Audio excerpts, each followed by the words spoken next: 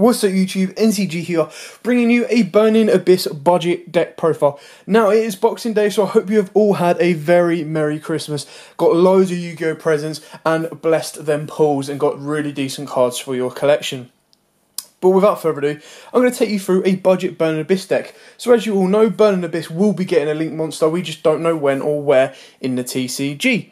Burning Abyss have also been doing quite well as a surprise package at certain regionals, locals and stuff like that.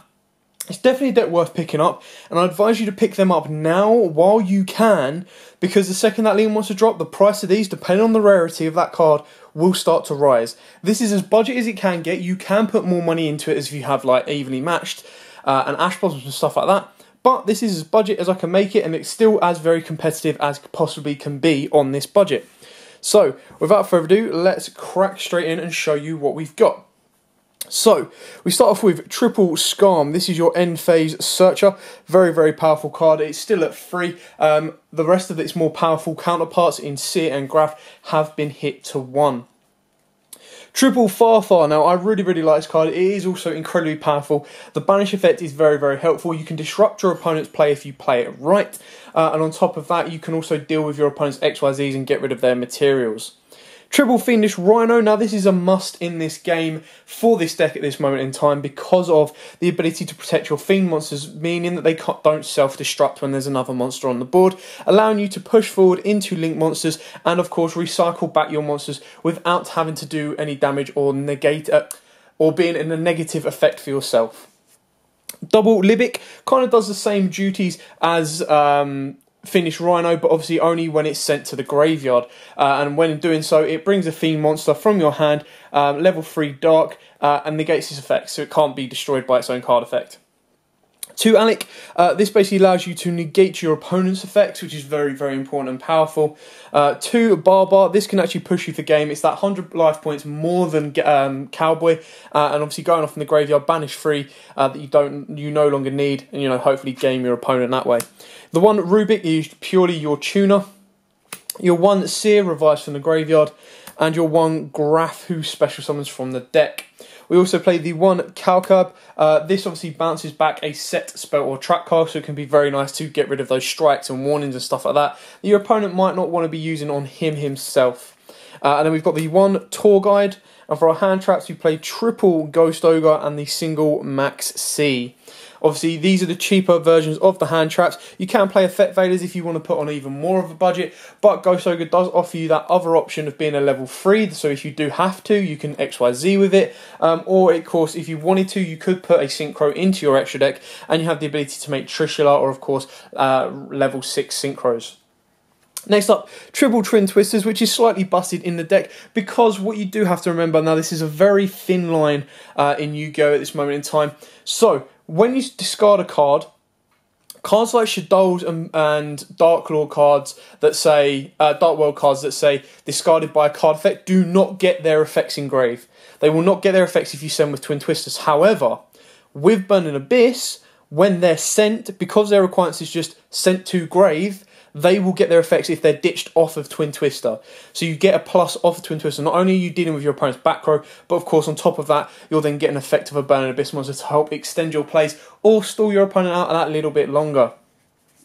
In this budget version, we are playing Triple Allure Darkness and the Levier in the extra deck, just to help us recycle and draw a little bit more. You can take these out, so these will be like your evenly matched or your Ash Blossoms if you want to bump up the price.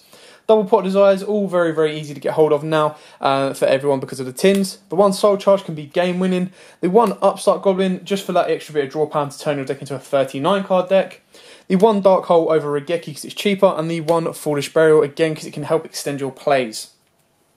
For the traps, we play Triple Anti-Spell and the 1 Skill Drain. Now, obviously, Anti-Spell can hurt you a little bit with some of your spells, but it can also stop your opponent quite a lot. If you want to make anti-spell more consistent, you can minimise some of the spells that you're playing. However, the whole idea is you have the ability to stall your opponent out, win the game. Skill Drain can be incredibly powerful, especially with number 30 Acid in your extra deck. And on top of that, if you wanted to, you could tech in a Masterpiece so that when these do become an issue, you get rid of these and bring on Masterpiece on board. Don't have to, but it does give you an option of a powerful monster on board to deal with anything your opponent throws at them. Obviously, the deck will adapt a little bit when the new Link monster comes out, when it gets revealed. But for now, this is pretty much the standard budget build that can be made with this deck. And like I said, all the golds at the moment shouldn't be too expensive. Now for the extra deck, triple Dante. You don't have to play 3 of this guy at this moment in time. It's rare that you would go through all 3, but it's just there as an alternative. Knowing gold, they're a little bit more expensive than they should be, but it's still on the budget version of this side. You have to play Dante. If you don't have Dante in the deck, then it's not a BA deck. The 1 Beatrice, because it's at 1 and it's still incredibly powerful. The 1 Pilgrim that you get off of Beatrice, and then the 1 Virgil for those spin backs plus that draw if you need it. Now we just have a standard rank 3 toolbox. Our number 30 Active Golem, which can be incredibly powerful under skill drain, but can also be incredibly powerful in general. Number 47 Nightmare Shark. Your Break Sword, your Super Quantum Mech Beast Grand Pulse, your Mecha Quip Anganir, and of course your Levier the Sea Dragon. Obviously to help you recycle back your banished fodder off of Barbar, and of course obviously off your Allure of Darkness. The 1 Utopic Future, very rarely go into it, but it's there as a safety precaution should you need it. And then for your Link monsters, you've got the 1 Proxy Dragon and the 1 Deco Talker. So you do have the ability to kind of flood your board with BA monsters because they do have that special summon effect if you don't control any spells or trap cards. That can then push you through to a Deco Talker, but then on top of that, you would then need to have the ability to protect your monsters with a Fiendish Rhino, or of course a Tour Guide to then have a Dante connected to your Deco Talker.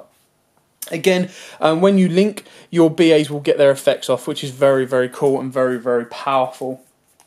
Anyway, that is it for the deck profile. Very short, very sweet, very to the point. BAs are always going to be around for now because they've managed to dodge the list. I love how Construct got a slap on... BAs have been getting slaps on the wrist since they were around, whereas Shadows and Constructs was like, yeah, we'll let you have you a bit of a time, and then a punch in the face and it was gone. So the one thing they need to do is hit Dante if they were ever going to get rid of Burning Abyss, but Dante's still too good of a card. Anyway, thanks for watching. I hope you had a very good Boxing Day. I hope you had a very good Christmas as always. So from everyone here at NCG, Merry Christmas. We are a little bit late on that, but Merry Christmas. Have a very good Boxing Day. Eat as much as you want, duel as much as you want, and pull as much as you want within reason from your presents. Until next time, guys, like, comment, subscribe, share. I will see you Thursday. As always, see ya.